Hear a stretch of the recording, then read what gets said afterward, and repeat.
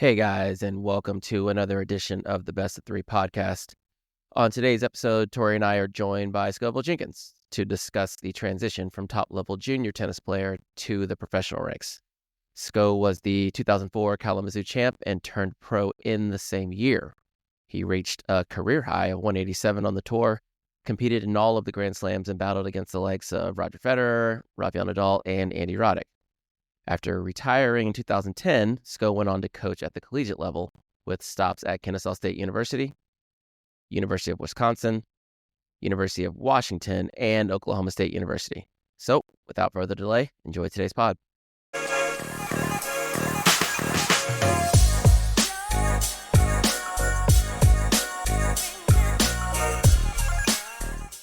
I know I'm going to speak to a lot of the junior stuff. You can speak to a lot of your pro stuff. If I'm not mistaken, number one in the country, Kalamazoo champ, first black player to win nationals. Number four, I think ITF was, if I remember correct, was one of your highest rankings. I always say, you carried Novak in that doubles team in Australia back in the day, getting ready for Australia. Alvin, small side note, I got my first and only coaching penalty in the Novak Djokovic Scoville Jenkins doubles match against Jocelyn Wana and Gail Monfils because a certain player was serving the ball so soft and kept apologizing. I told Sco to move back. We're at an ITF grade A in the semis, and I'm telling my player to back up, and the ref dings me for coaching from the sidelines. I'm getting the ding for telling him he's trying to do his best up there. But Novak's serve was like, man, sponge cake. I mean, I'm talking about straight up Margaritaville. And I tell you the truth, Alvin, that's a side note. That just shows you what I'm getting at. So you can speak to it later when we're asking the questions. But I say that to say, obviously he had the 5 slams that I went to with him there at the U.S. Open. He went to many others. Had set points on Nadal in 05. I would play that match every once in a while when I'm having a few extra beers. The most important part of it is one of the best players that I think the nation has seen, and I think he's a great person to have this on this talk show about the transition from top junior to pro. He did it well. He can speak to the perils of it. He can speak to having a coach that wasn't a top bona fide guy that helped get him there. I still feel like that's what held him back. But I also feel like he reached, the Wikipedia says 177. You might know better, whatever your highest was. And I don't know what your doubles ranking was. But bottom line, that's some pretty tall cotton to speak to on just the highlights of some of your rankings and some of your results. I mean, that's an unbelievable introduction, T. I mean, I don't know what to say about that. I appreciate you were there. You were there, and I was appreciate there. You guys having me here. Well, we are. It's great to have you. Pleasure's ours. It's great to have you. Yeah. And this is the first time, obviously the podcast is called the Best of Three, and usually we do this in straights, but today we're going with 3, right? We need a full third, so right. This is going to be fun. And Sco, again, thanks for joining with us. And as TH kind of talked about in the open there, really wanted to talk to you, as we get ready to roll into the Australian Open. Things are kind of like, we're everyone's kicking off the coats. It's about to get real down under, but also, junior tennis is going to kind of pick back up here. College tennis will pick back up in the next few weeks as well. But we wanted to really talk about like the transition from high level juniors to moving into pro tennis. And like, so obviously as TH mentioned, I think it was 2004 you won Kalamazoo? It was, right? Yes. 2004. So, I kind of want to start there, and Torrey, you can help me out here. So if you win the event in 2004, maybe we go back 2 years, right? To age 16. If you were probably 18 at the time when you won it, maybe 17, but 17, go back a couple years. Like what does it look like to go from, hey, I'm pretty good in the section, to I'm making inroads on the national level? Obviously, you then you had a nice run in the spring, summer, finished it off by winning Kalamazoo. Kind of take me from Kalamazoo, I guess maybe back 2 years. What was that process like of starting to realize that, okay, I can do something here with tennis, all the way up to, okay, I'm on Stowe and I've won the damn thing. 2 years before that, I was really, really blessed and fortunate.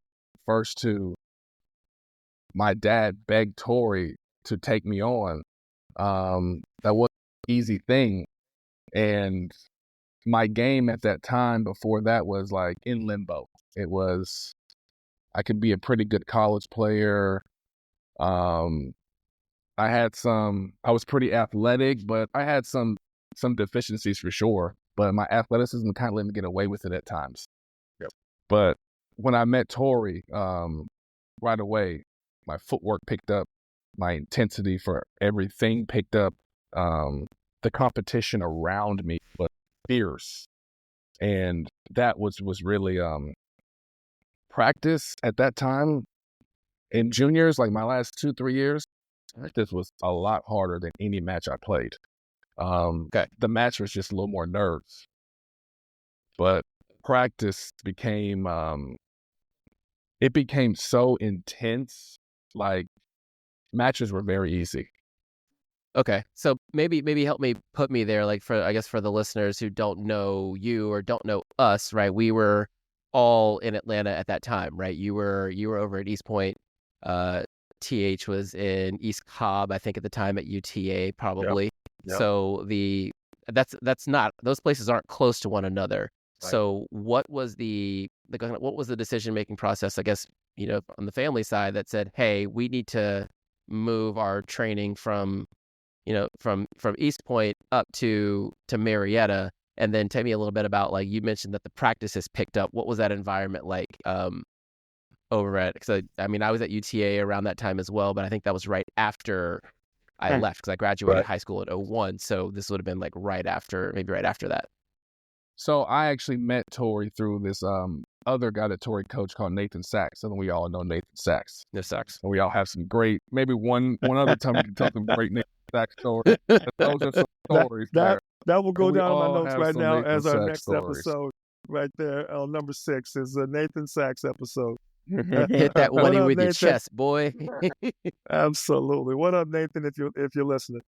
So Nathan was always like raving about this coach he had, and Nathan was a player that when I met him, I was not better than. He was someone I really looked up to as a player. He had pretty good work ethic, and it was someone I strived to want to be in his kind of caliber. I remember, and Torrey's remembered this too, like Nathan got invited to a USTA camp and I didn't. And that hurt.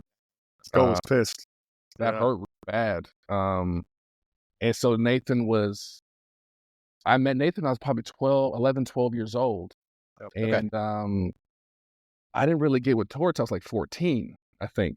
Yeah. You were training with us, but you were kind of doing some dual lessons with Nathan. We didn't really start doing privates, Nathan, until about 13, 14, where you kind of started having your own lesson with me and whatnot. And because at that time, couldn't get you up there in time. You know what I mean? So it was just a logistical thing. Yeah, you're exactly right.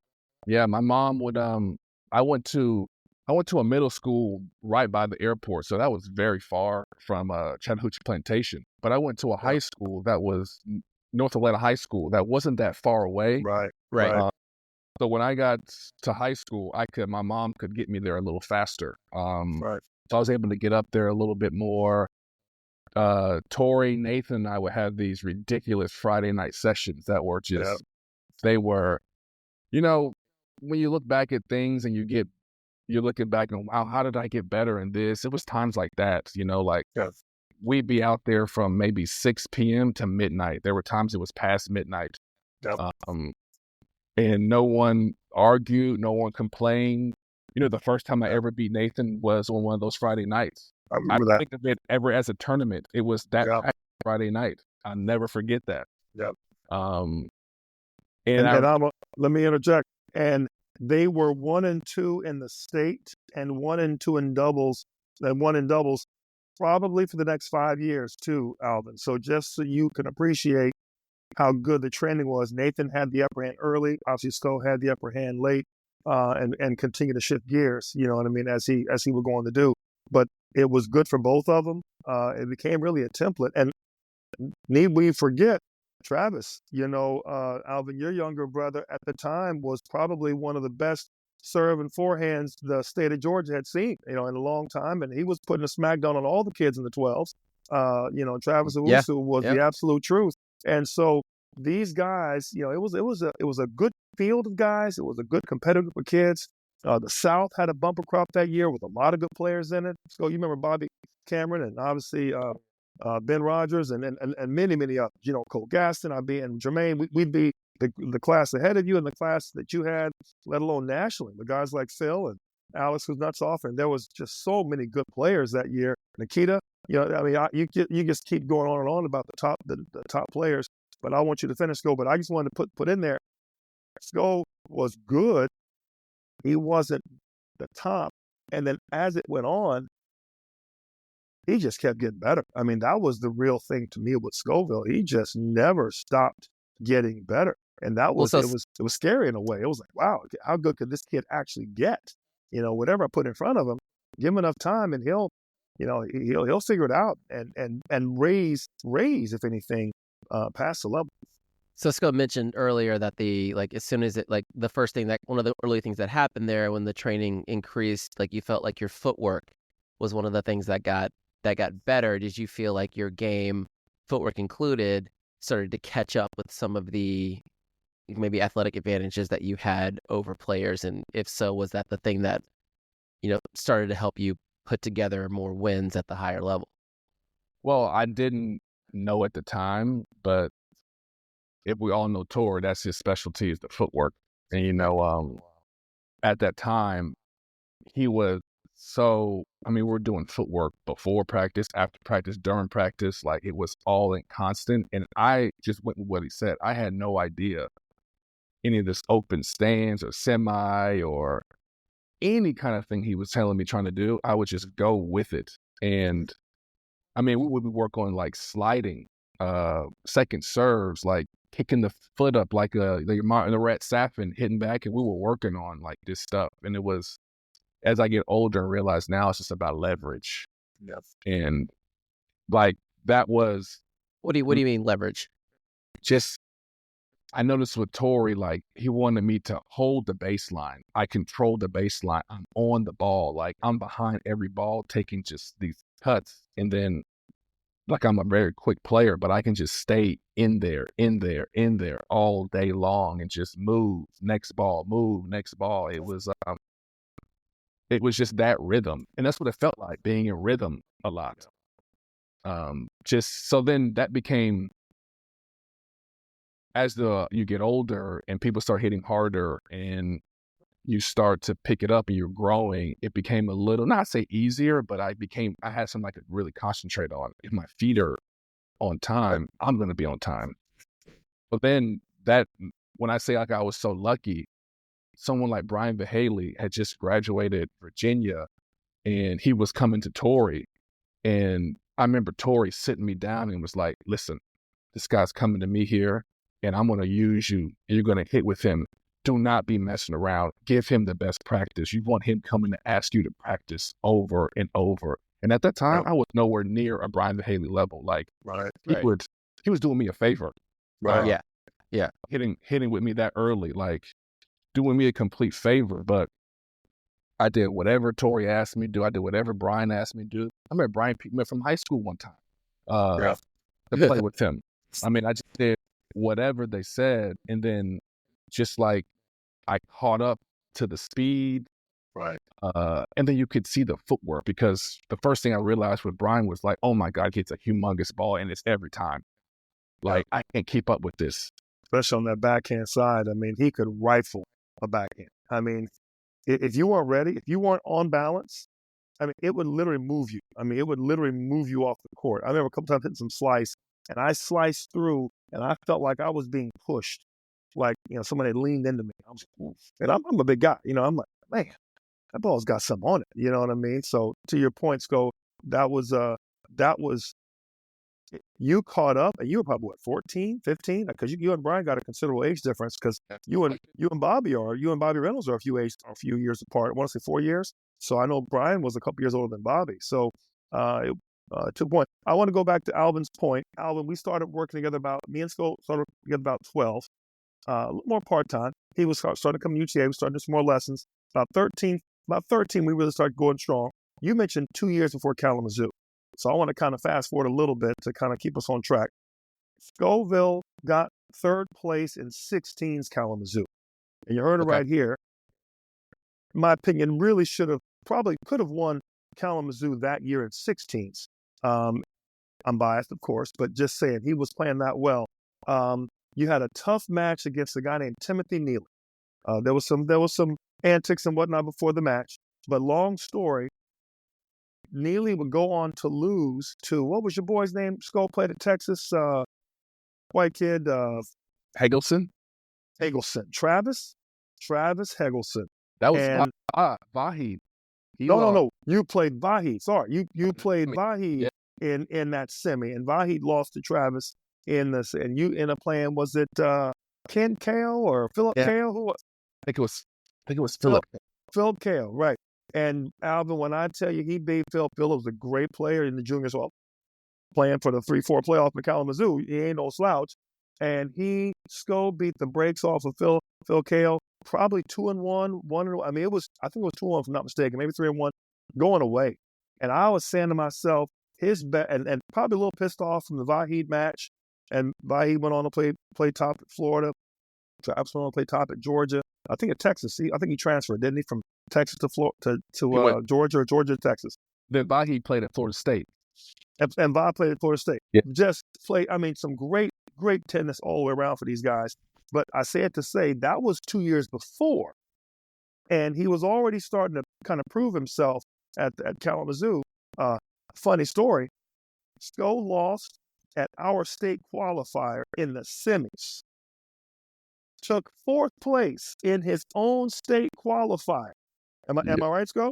I was just talking to Colt about that. Me and Colt, who I lost to, we were on vacation in Destin with our kids, and then I was talking about that. I was like, that state qualifier, I lost to you. You just served me off the court in the third set, and then Jermaine just beat me down.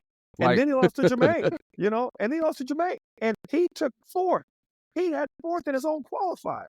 Then he gets to the Southerns, loses to Jermaine, again, and then he gets third in the country. And I catch him like, you got to be kidding. I'm like, dude, our state's better in hardcore nats than you did it than he did at Macon.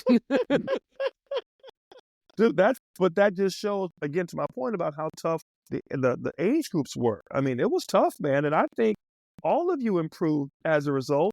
Dude, it was you went into Macon in those days, man. You had to be ready because even Southerns, I remember. You guys remember, of course, Steve Nash. Oh, of course. And I played him 2 or 3 times. It was always 3 sets dogfight matches, like 100%. every single time. Like I had to literally.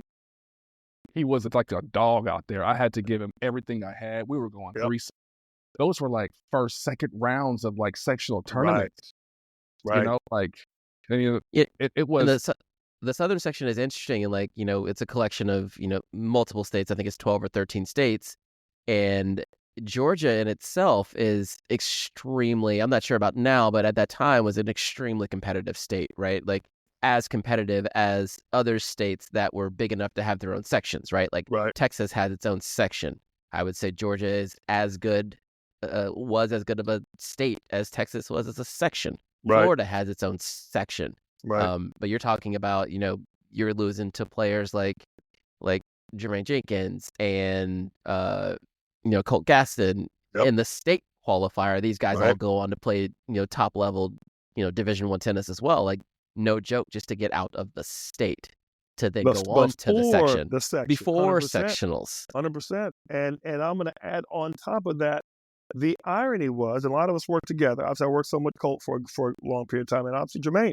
But each of them had their own personal rivalry. So going back to answer your question, Alvin, about 2 years before winning the Zoo, The year after 16s, he took a tough loss to a guy named Keen Feeder, who, by the way, was the 2 seed. So it wasn't like it was a bad loss. Kid's good himself. And it's one of those matches where you realize, well, shoot, I'm good, but everybody else is too. And I think it was one of those matches where to see him then rebound, and he had a pretty good 2004. Obviously, that year, Australia, I mentioned the match in the outset about the Novak doubles match and this and that. Played Monfils in the quarters, obviously, in Australia. Had some great matches. All the way through, had some really end up losing to. Did you lose to Baghdadis that year, or was the first 2 years you lost to Baghdadis in the quarters of U.S. Open Junior Sco in those years? I want to see your first 2 years what you lost to Baghdadis in the first kind year of back to back. And the second year was in the quarterfinals. Right, in the quarters, and again, but literally, Alvin. I mean, and hey, Baghdadis was one in the world at that time. You know what I mean? It was one, and then 18 months later, Baghdadis was top 10 in the world. So my point being, you can really see some of the way things were going there. Obviously, Sco had a great 2004. Kalamazoo was almost, I'm not going to say an afterthought because it was certainly a heck of a tournament. Sco had a great tournament, answered a lot of people that kind of questioned him. Had a lot of players that hadn't beaten before, including Phil Simmons, including Matt Bruck and other players who were some top juniors back in the day. But I say it to say in that 2-year span, he really grew. He really groomed himself. Really got comfortable on the court, in my opinion. Skills were there. Skills were always there. They got more polished. Scoville started to really own and have a presence on the court. And you know how junior tennis can be. A lot of times your presence and your ranking, your who you are almost precedes you. You know what I mean? And I think, but you got to earn that. People aren't just giving that to you. And there's a guy that you had to beat to be the man, right? And so from the Brendan Evans types to my main man, Kalamazoo's finest, Scott Alzima, you know what I mean, and others. I mean, obviously, and Alzima, who was a Kalamazoo native, and Phil Simmons, who I thought, and I say this to you, Sco, and you know what I'm talking about. Phil was a little better athlete than Scoville, you know what I mean, and just a phenomenal athlete, good move on the court. He was, in my opinion, the best black player in the country at that time from the States, and they had never played, due to whatever reason, and so that was a match they both played together, and that was a big match for both of them. Was that quarters or semis? I can't remember. Was that semis? He beat Wayne Odesic, which was a big upset. Yeah. And Wayne had already gone pro, and it doesn't matter. So again, that tournament was right. So I say it's not to say that it was it certainly wasn't a walkover by any means, but by that point, Sco got quarters of Australia, semis and doubles with Novak. I like to say he kind of carried Novak. I'd love to get Novak on this show one time just to get his thoughts on that. I'm not saying it because it's Sco. He literally carried him in that tournament. Novak had returns and a backhand, and that's about it. No, and I don't say that, and I don't say anything bad about Novak. The brother is bad. I mean, the best player, the GOAT, in my opinion. We've talked about him Sco in previous episodes. The absolute GOAT. There's no denying it. Period of story. But I say that to say Sco got semis at Wimbledon, and with the hurt hamstring, might have played Monfils in the final. Would have been the first all-black men's final at Wimbledon. That one hurt me because just for the history of it all. Obviously, quarters of the U.S. A second time in a row, and got to round of 16 of the French, but only because again a long match at winning Astrid Bowl before that took him a few matches deep and probably didn't have quite the recovery that other players had. So all I say that to say had a great banner year, and the thing I want to add to this last part before we move on to the pro part, and this was really his first year playing the ITFs. It wasn't like he had a previous year where he did this and that, and then this was his follow-up year. Australia was the first time. French was the first time. Wemby, the first time. And all these times, he played U.S. Open Junior before because he obviously did so well at Kalamazoo, but he had not played the others very much. And so that, to me, was a big deal for a player for the first time. And we've had other players that have played that tournament 2-3 times and gotten the second, third round, and you're like, hey, nice job. But take a player who did it once and got to the quarters or semis, that's a big deal. So anyway, with that said, we can kind of segue a little bit. Yeah, let's start from that. So just to put it in a chronological order, like let's say you win the event in July of 2004, but so go back to the U.S. Open 2003, right? So August 2003, you do well, Junior U.S. Open there. funny enough, I run into you. Like, so I'm 3 or 4 years older than you, and I remember I came home from fall break and I was helping out Torrey at North Fulton Tennis Center, and I'm calling it North Fulton Tennis Center because if your mama called you North Fulton, I'm gonna call you North Fulton. And I remember I'm out there hitting with some of the kids, and I'm in college at the time. Like, I'm hitting a decent ball at that time. I'm a junior in college. Sco shows up to practice, and Torrey's like, "Hey, you want to jump over there and warm up Sco?" And I'm like, "All right, well, Sco's my brother's age, no big deal. I know he's good." We warm up short. We're warming up short, and I'm like, "Oh shit, what is happening? What is this?" And needless to say, you just come off of doing well at the U.S. Open. You're about to take off, and this is October. You're about to go to Australia in a couple months, and like you're in this place where like your professional career is starting now, right? You are obviously you end up winning Kalamazoo 9 months later, but like that was the beginning of it. And I even to this day, I'm like, I don't know what I was doing out there. I can't warm up this kid.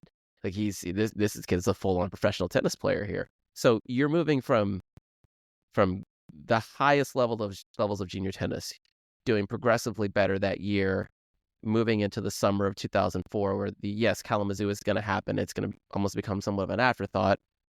I want to know about your decision-making process of like, okay, you mentioned earlier you thought you could be a good high-level tennis player in college, but now how is that calculus changing, and what were some of the things that made you go, okay, maybe college isn't for me right now.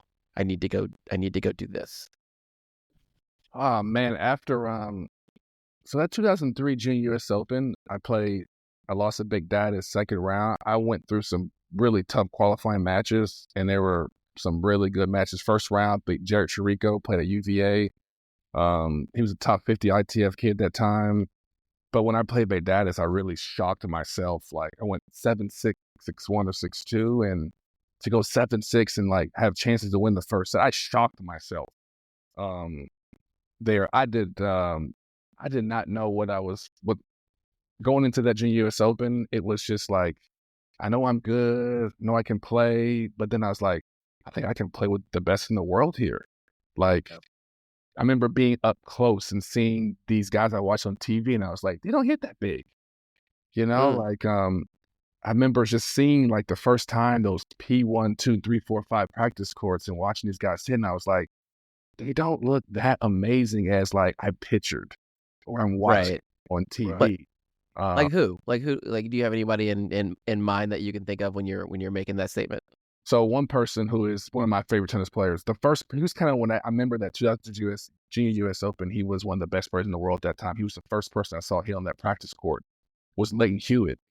And the first thing I saw was like, he hasn't hit the ball that hard actually at all. Yep. Because as a junior, you're thinking these pros just smack the crap out of the ball. Yep. So I was like, he didn't hit the ball that hard. And I think he either won it or he finally lost to Roger or something like that. He was still top 3, 4 in the world. 2003. Yeah, that was that. It's like 6-1, 7-6, 6-1, like drubbing in the fight. Yeah. Yep. But it was, and then I started to mix in some futures as well, and wasn't really that successful in the beginning with the futures, like losing in qualies. Like I wasn't really getting main draw very much. But like you tell juniors, all these matches I was playing, I was just getting better. And I was learning from them. And I was just learning and I was watching how these top players, junior players, top college players, how they would carry themselves on and off the court. As a junior, I won a lot. So when I lost, it was pretty like upsetting, like, and as a professional early on, you're losing quite often. You have to learn how to lose and move on and learn from it and move on. And that was something that was pretty hard when you're a really successful junior. And because as a junior player, you're like, I'm the best in the world. That's going to translate to the pros. I'm going to be the best in the world there too, because I'm winning. I'm going semis of Junior Wimbledon. I'm going semis of all these tournaments. Like I'm winning futures, all this stuff at my young age. Like, of course it's going to happen. And then it's kind of, the pro and the juniors is so, everybody that I played with in juniors, I almost played with the same ones in pro. Like I'm the same with Djokovic, with Murray, Monty. You got like the Pablo Andujar, Fabio Fognini. You know, guys like that. You know, like I seen him. Juan Martin when you beat Juan Martin at Wimbledon, Delpo. Tonga, like you see all these guys, and then like, you know, everybody as a junior, you're in the locker room and you all want to go pro. Everybody wants to be a pro, and everybody thinks they're going to be the best ever, you know. But we really, those junior slams, they're actually a false sense. Like, what do you mean? It's great to play them. It's great to be, you know, top 10, whatever in the world. But that doesn't mean you're going to be a pro. It's actually like, doesn't show anything. You know, it just shows that you can play with these players. Right. You know, the next step is your mental, you know, and what you have around you, you know, the team around you. What country are you from? This all matters now. The wild cards, your tournament schedule, what surface you like to play on. You know, in 2003, 2004, it was a lot different than now. Like tournaments were scarce, especially challengers after Australian Open. So you had to really make sure you had a good schedule and you weren't missing out. Right. So when you say the challengers, okay, so that's really interesting. So Australian Open wraps up, let's call it February 1st. So from February until about when did you feel like there was when you say there was a lack of challengers for American players, like within the United States, or lack of challengers kind of everywhere? So right after the U.S. Open, Australian Open, the ATP, you had the 500 in Memphis. 500 is very hard to get into. I mean, you have to be top 150 to get into quality. Right. It was darn near a low-level ATP event. Yeah. The San Jose's, those were hard to get into. And then if you go up to Europe, the Rotterdam. I mean, Rotterdam is like ridiculous. It's like top 80 to get into Rotterdam. Yeah. And then there's just places like Morocco. They have some stuff, or South America. But do you really want to go mess with those guys like that down there? Like, it's just another level. And it's just another thing to mess with, these red clay quarters that just play on the red clay all year long. Yep. And so the challengers, I remember at that time, right around like Memphis, San Jose, they had some stuff in Mexico. But it's altitude. It's tough. Yeah. I remember one time I went to go play challenger in carpet, Serbia, carpet in Germany. And then on this slow indoor court, I played like Manarino on this indoor court in France. And yeah, that was my first taste of Manarino. Indoor court, the ball didn't bounce. And I was like, but the ball's not coming up at all. And so the carpet, that was my first time playing on carpet. And I think I did my best, but I was just like not ready to play on carpet, not ready for what that brought. The first week I had to really learn how to play on it. I had to learn these kickstarts aren't going to work here on this carpet. I got to figure out how to serve here. And so like your schedule just becomes so important. When you're a good junior, really good junior, ITF junior, you're kind of playing a pro schedule a little bit. You really are. That's a good point. Because their schedule matches the pros. You know what I mean?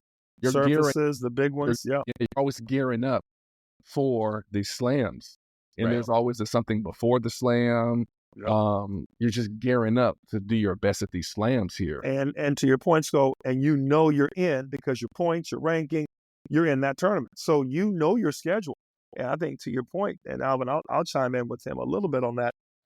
In that time, Pro Circuit was taking over, and the satellites were going away, and the Pro Circuit was just coming in. They had a lot of low-level events. They didn't have a lot of mid-level. They had a lot of high-level challengers, a ton, and I do mean a ton of futures.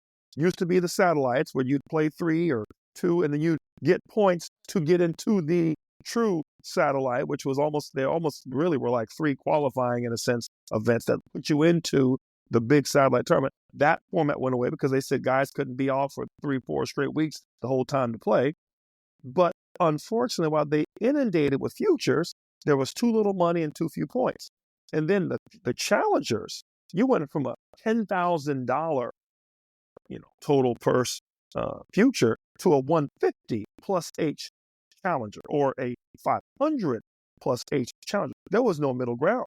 And then over the next years, they brought in $50,000 challengers, 100,000 plus H, and even those are pretty strong. But there weren't even that many of those. And Scott, you can chime in on that. But I felt they almost had they had a lot of single A, a couple of double A, no triple A, or maybe one or two, and then it was all ATP after that. And again, for the guy trying to make it at that time, if you didn't have a wild card, buddy, it was tough sledding. It was very tough sledding. Yeah. And at those times, like those futures in Europe and France, hard to get into, ridiculous competition. Right. As well. Like Europe, they had more stuff, but the competition was fierce. Yeah. There. A lot of clay courts, just stuff that like for Americans, for us, like, like the clay time season is, we take it as the clay season. We play our best in the hard court. So we're looking for hard courts at all times. Right.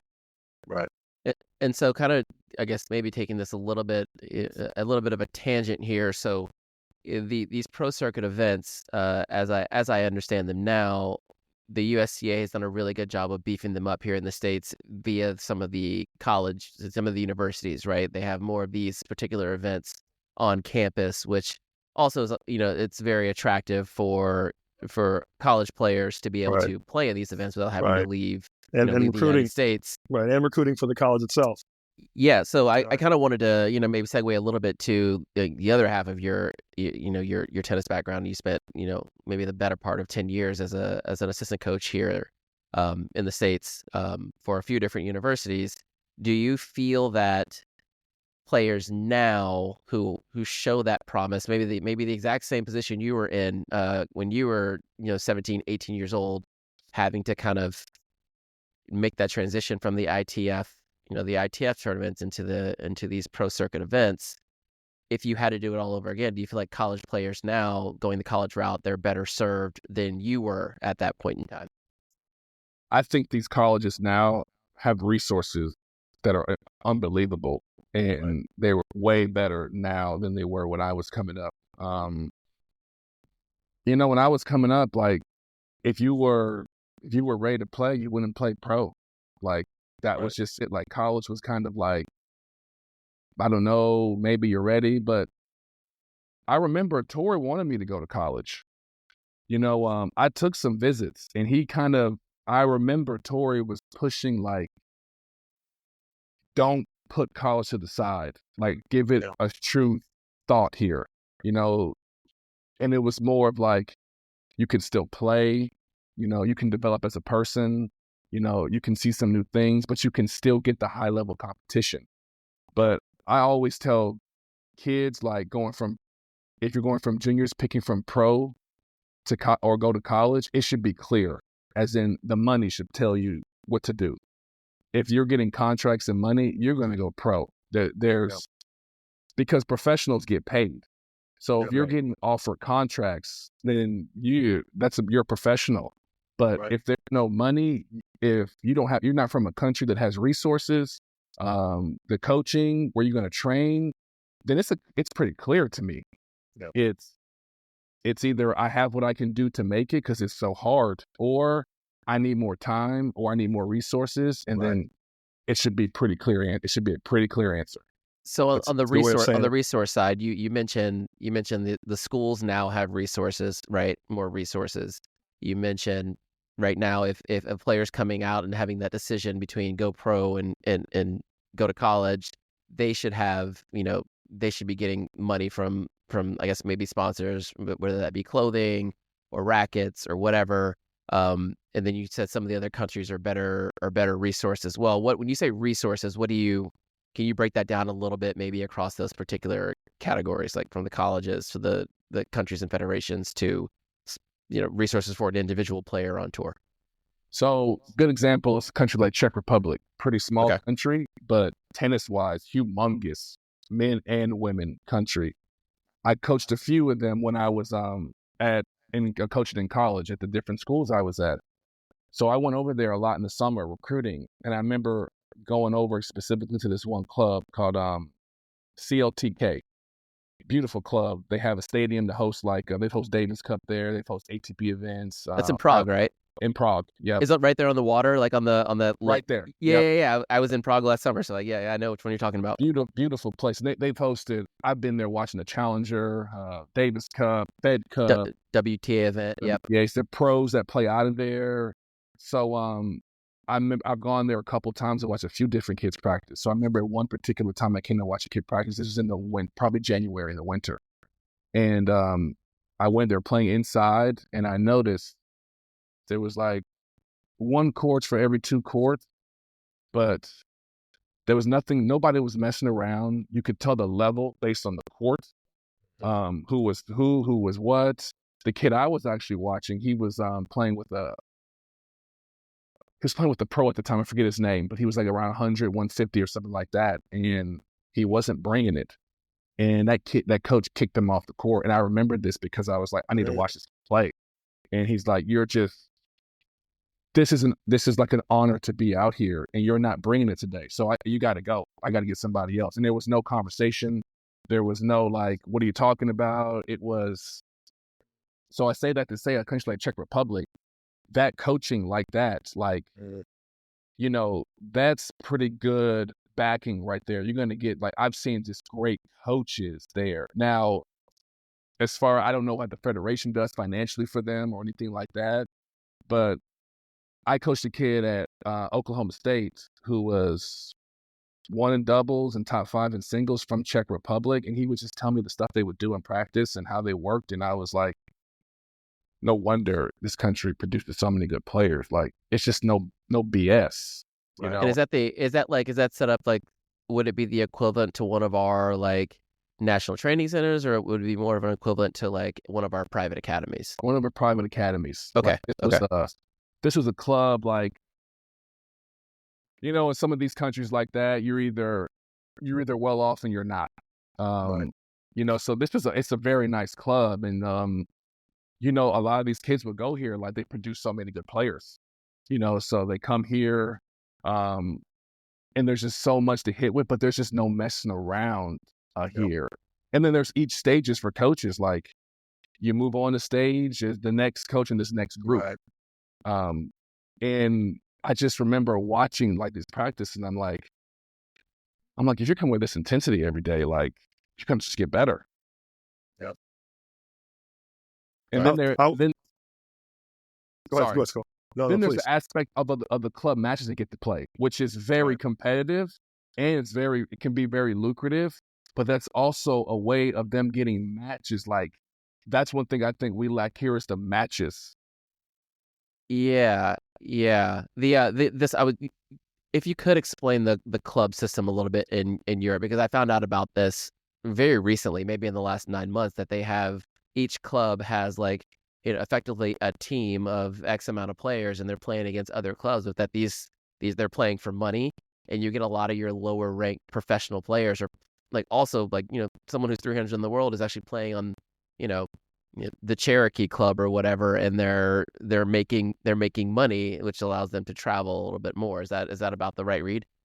It is. I recruited a player. I went to watch his club match in Denmark one time, and Jaakko Nieminen was a player on his team. Now the team he was on wasn't good enough for Jaakko Nieminen to come out and play. Okay. But that's the level, like, that you're watching. Is there's a professional on all these teams. Right. And they're getting, like, some of these clubs get like 10,000 people to come out and watch these matches. Oh, wow. Right. Yeah, it's a pretty good environment. Like, they want to win. Right. I was going to say, and this is where my tangent kind of come in, as what you're describing to me, and I've heard about the Bundesliga for a long time in Germany, and all not just the level, and the money, but also the preparation. You're being groomed, to be the next top player, or to be with that next top player. I remember when I was playing way back in the early 90s, our top player at Georgia State played club tennis and was on the Davis Cup team for what was then Yugoslavia. And he was behind guys like Ivan Izovic and guys like, who was the guy that played right behind him? He didn't play very long, not Cilic, but similar player, smooth game. Mario Ančić. Mario Ančić, thank you, Mario Ančić. And this guy was number 3 on that team, coming from Yugoslavia. So look at the level he's seen. And we used to talk about it all the time. He would just say, you just don't understand. He was like, in Europe, he was like, there's pro tennis. There's a pro tennis circuit in Europe. And then there's, and then there's club level. And then there's the ATP. He was almost like the club tennis was that strong. You know what I mean? So he was like, a lot of us just can't afford to go travel outside of Europe. He says, but in Europe, club level, he says, club level is where it's at, and so this kid was probably, 250, give or take, ATP, but not making enough money to travel, but was well taken care of over there. And he just came over here just to go to school, and so I say it to say, the question I have for you, and then I've got a couple of these kind of rapid fire maybe questions for you. What is the American junior ready for top college, seeing as how he misses that, right? Doesn't necessarily have that. It kind of skips that a little bit, doesn't have it. Is the top American, the top 20, top 50 even, American junior really ready for top college tennis? I think it depends. Now, what the Americans do have is they already played a lot of team sports. Okay. So they understand the team aspect a little bit. Some of the Europeans, sometimes it takes them a while to understand the team aspect. As far as like, this guy threw his racket on court 6. We're all running. Well, he threw his racket. Why am I running? Right. Like sometimes they don't understand the team aspect of some stuff. Right. And I'm not saying that's all of them, but sometimes the Americans get the team a little faster. It's just, I can want the tournament you play. I'd say if you're a player, you don't play a lot, you're not going to be ready. Okay. But it just depends on how much you play. I tell kids all the time in college, I go, the best time you can get better here in school, when you're in school, is in the summer, when school's not bringing you down mentally. Right. So like someone like Ty Tucker, when these kids come on a visit, he asks them, what do you do in the summer? And he waits for them to say it. And he says, you're either playing a ton of tournaments all summer, or you're here with me, and I'm going to work you out twice a day, all day, and get you better, much. And which is why Ohio State has always been one of the top teams. Every year. Every year. Every European I've ever coached in college, every summer, they're going back and playing tons of club matches, just tons, tons of club matches. And the only time the Americans play a ton of matches in the U.S. if they have pro aspirations. Right. That's it. And see, and they're alone, as you say, the cream is kind of rising to the top. My follow-up question is the ITF, and I'm talking junior ITF, is it a true pathway to help kids either go pro, or do you feel the college pathway is actually superior to? What are your thoughts? Now, and I want to clarify, to get you ready for pro tennis. Now, there are some things that are different in both the ITF and college now. I think if you hit certain rankings in college, you're getting wild cards, like multiple wild cards. Okay. If you hit rankings in ITF, you're getting multiple challenger future. If you get certain. Right. Much needed. That they never used to have that. That was always something that I felt was much needed. I think that's amazing. They're doing that.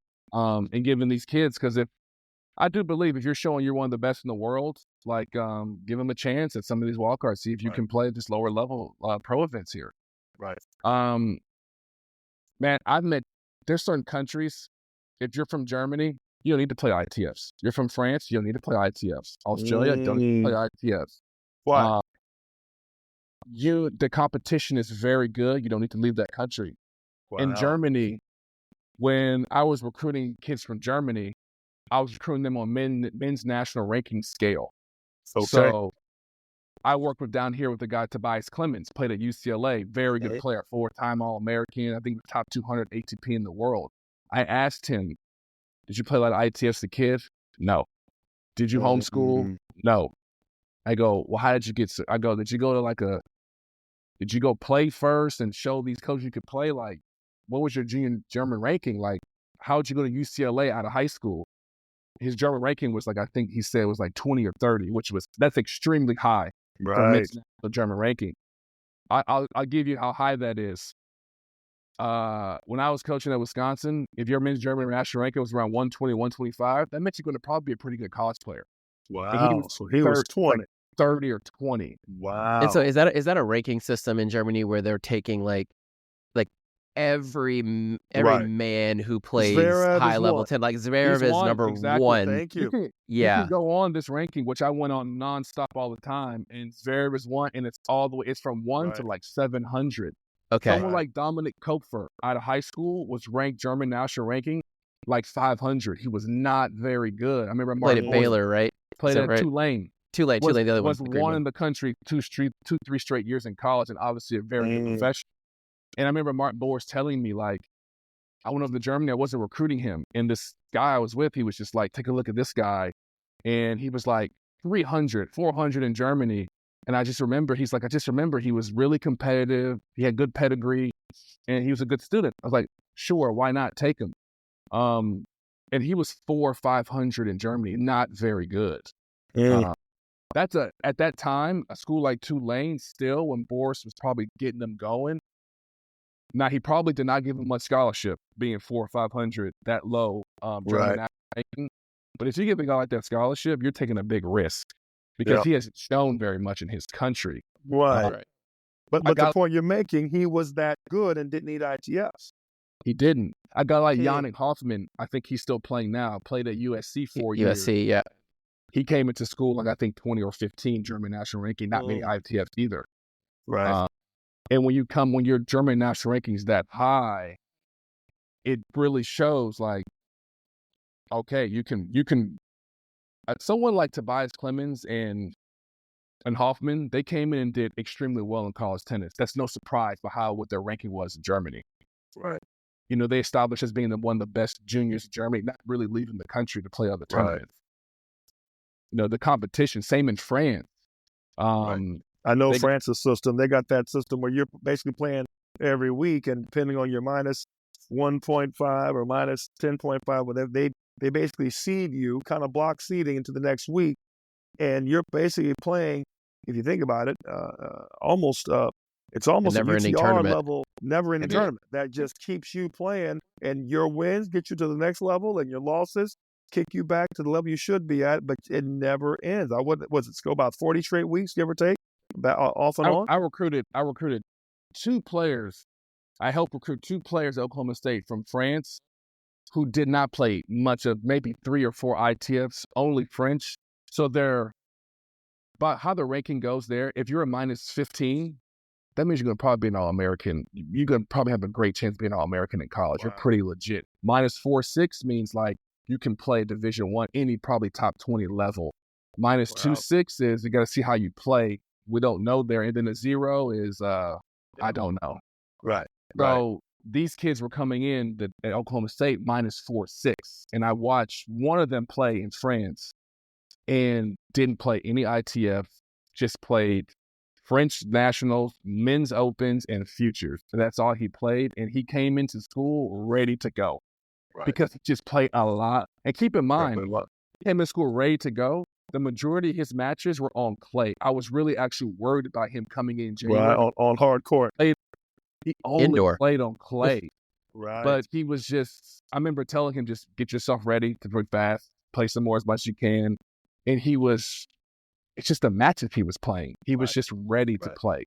Right. So let me ask you this, Sco, and taking these, the different examples that you guys have given from the European circuit where these younger players, obviously this is not broken up by age group, right? There's no 12s, 14s, 16s, whatever. If you're 14 and you're really, really good, you're going to be playing against 26-year-olds who are really also probably pretty good as well. Where in the U.S., our system is, it's age based as you move up. So, you're 5 in your age group, you're playing against the same players kind of all the way through until you guys age out of this.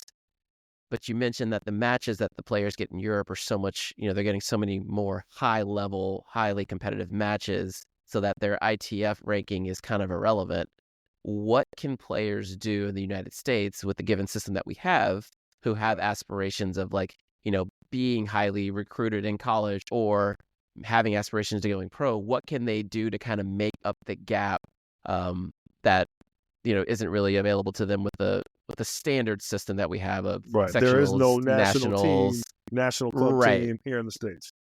Well, I know down here where I live in West Palm Beach, at Rick Macy's place, he has a men's open every weekend called Battle of Boca. You can win money. I think Jensen Brooksby played one weekend. And then now they have these PTTs. These kids can play where you can make money. I think you have to be a certain UTR, but you're guaranteed like a few $100 just to show up. Okay. There are different ways. You just don't have to play USTA. You can play some UTR events. I encourage all these kids when in college. A lot of UTR prize money events going on now.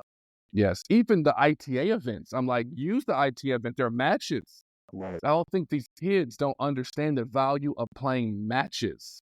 Like, it's just, we don't play enough matches here. It's a lot of training and it's a lot of saving ourselves.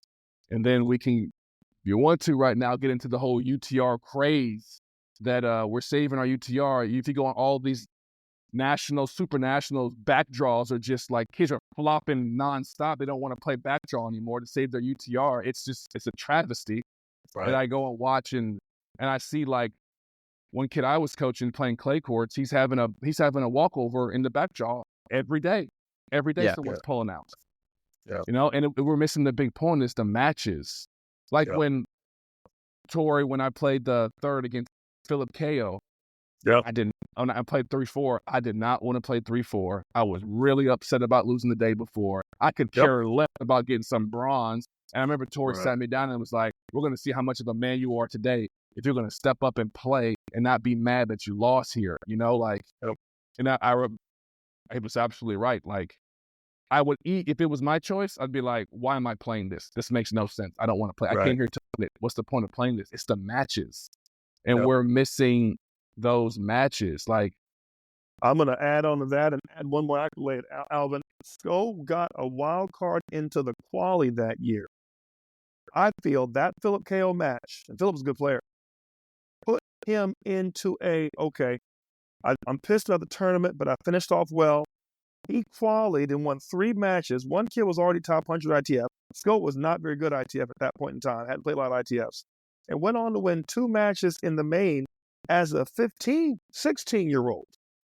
At the U.S. Open Junior, we're going to lose to Baghdad. I said, was it second round? I thought it was maybe third round, Scove, because you beat a pretty decent seed in that tournament. I want to say 5 seed. I want to say you lost round of 16 to Marcos. Long story, 5 matches out. If memory serves, 5 maybe.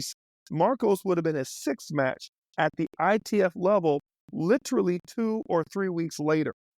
So I always felt that Philip Ko match kind of let him know that semi with Bahi was a little tough. Hey, let's get over it.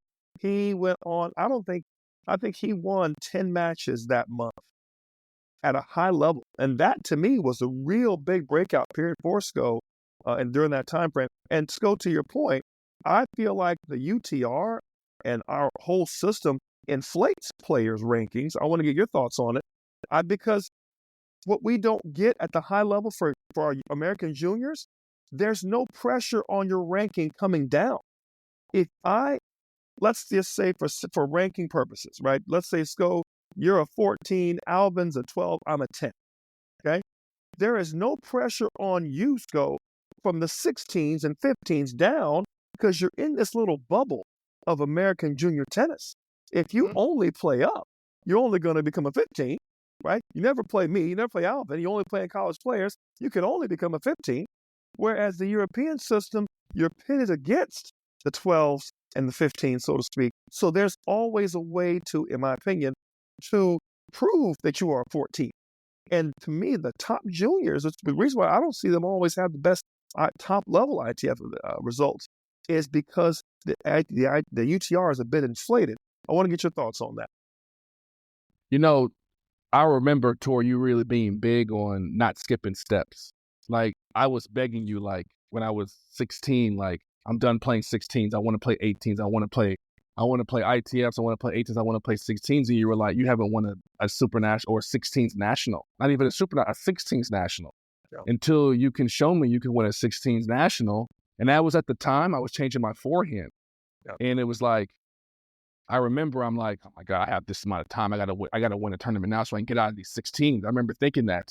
And it was always like, you got to do this before you can get here.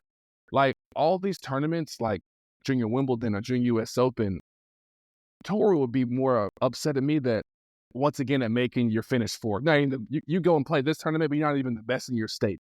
Kenny Thorne had a Georgia Tech Men's Open every year. Torrey was really big on me winning that tournament. That one was no joke. Like yes. I remember that tournament was no joke. So the holiday tournament, yeah. Some of the best in not even the city. Pros. Michael Yanni at Duke was coming to play that. I remember I lost. Pros are playing it. Top college players are playing it. Former Tech alum came through and shot to play the Dubs. So it was big time. I mean, so there was like, it wasn't like where the goal was these big tournaments here. Is like, dude, you're not even the man in your own city. Like, win these tournaments. Like that holiday tournament, I remember when I won it, that was a hard time winning that tournament. I think I played Haley in the tournament, actually. Yeah. And I remember, like, that was hard winning that tournament. That week of just, like, I had to give, it was like playing a pro-level event. And those are how you get better, those matches like that. Because I'm not going to that match like, this will help my UTR, this will help my ranking. If I win this will go up. If I lose this, it'll go there. Like, I'm playing some of the last year I played the Georgia Tech tournament, that holiday invite was every match I lost was going to, if every match I played, I'm expected to win. So if I lose anything, it's terrible. Yeah. You know, so that pressure as well, these kids don't know how to play with pressure. They don't know how to play with being the man. You know, like, it's harder to be the man, to be haunted. You know, like a lot of kids don't.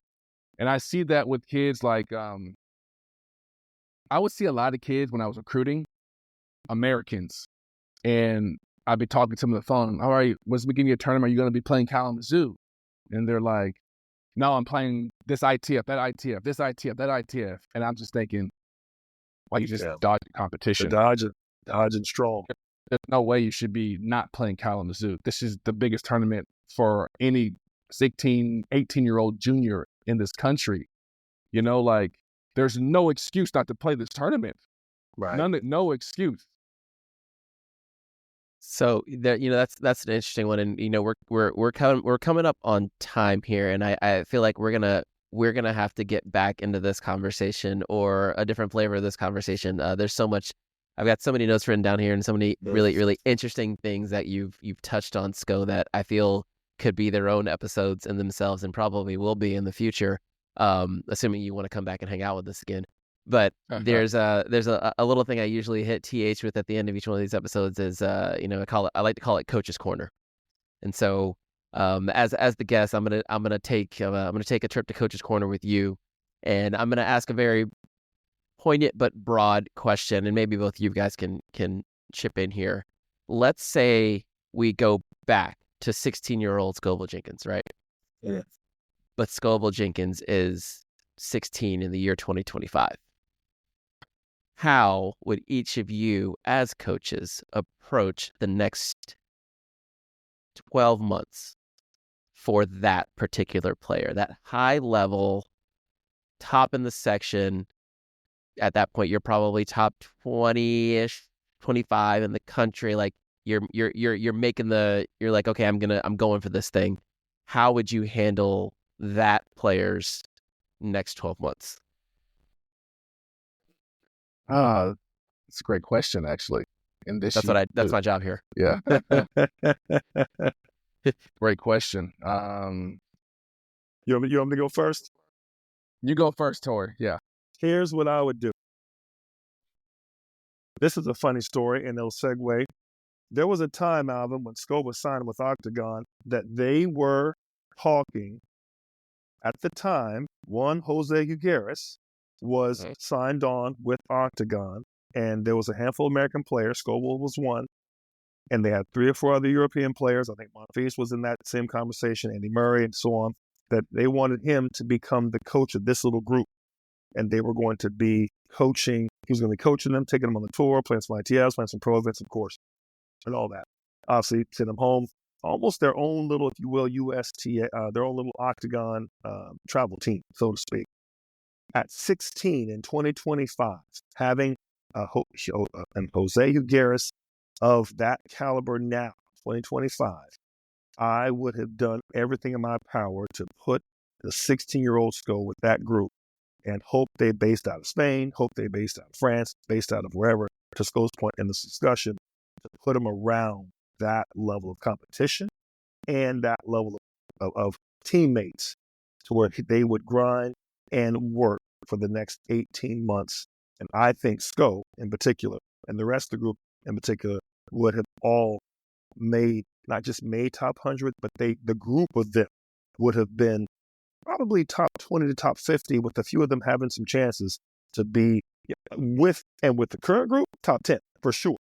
With the group that he played back in those days, with the GOATs that we've had who just retired and who are kind of approaching that retirement, I'm saying top 50. So they would have been top 10. Maybe a few of them even had a chance to be top 5 and winning a slam.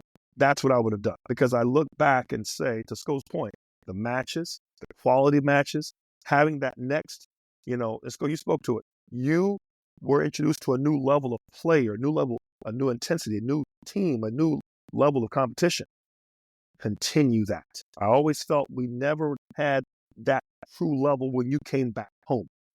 And so to me, that's what I would change as a coach, was to reinvent that next level for him with those players, that level of coach, and be able to have the country, the system, the pro tournaments, the club level, be able to be that backdrop. That's so. Torrey, let me double down on that. Then you said Sco never had that level when he came back home.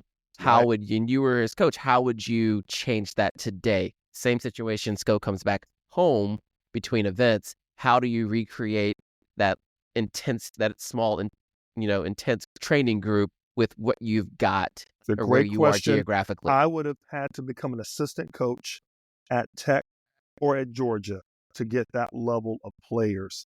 I think what Brian Shelton did at Florida was indirectly and directly affected Ben phenomenally, because he had those level players in his back pocket.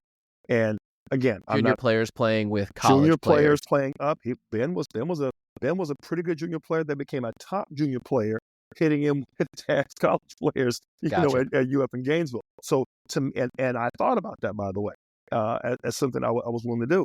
It was just something that I look back on it, and those are one of the things I said, I should have done that, because that would have gave him the level of those type of players to play against. So that's, to me, is the only way to create it nowadays. Or, and Sco, you remember this, Judy Murray took Andy away from LTA and took him to Spain to train on the clay with those players and train over there with those guys and rip balls.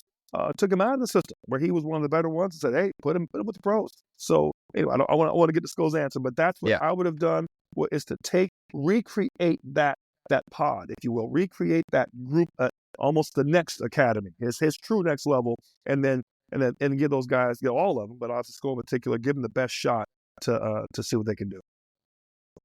I kind of agree with Torrey here, and it's just kind of putting yourself around that. Like, I really needed someone to show me what it was to be a professional, and not a professional tennis player, a professional athlete. And that's how you conduct yourself working out, recovering, even like how to take care of your mental, to make sure you're not crashing out and you're going tennis too much here, but being around, people just to, like, especially professionals. I remember after I played Andy Roddick at US Open, I went to his house for about a week, and then I went to Davis Cup hitting partner with him for about a week. So I was with him for about 2 weeks, and I got really lucky when I was there. Mike and Bob Bryan showed up, Marty Fish showed up, so the practices were like really, really intense, man. We're doing 2-on-1s with the Bryan brothers, and I remember playing with Andy 2-on-1s, and I'm like, I'm not playing that bad. And he's blaming me for everything, And then they were like, dude, we just don't miss volleys, Like, I remember, I'm just like, it's just a level. And I remember just every day just catching on a little bit more, catching on a little bit more, catching on a little bit more. And there was just nothing. I wish I would have picked on this earlier. There was nothing like spectacular they did as far. I mean, Andy had humongous serve, big forehand, just ridiculous game. But it was that. But the really thing that these guys really did was, and all these great players do, is they able to lock in. Like when it gets tough, they trust in themselves the most. And a lot of times I was faltering with my confidence of trusting myself all the way. And I noticed these players, they trust themselves in the most crucial time. And if it doesn't happen, oh, well, give me another shot here.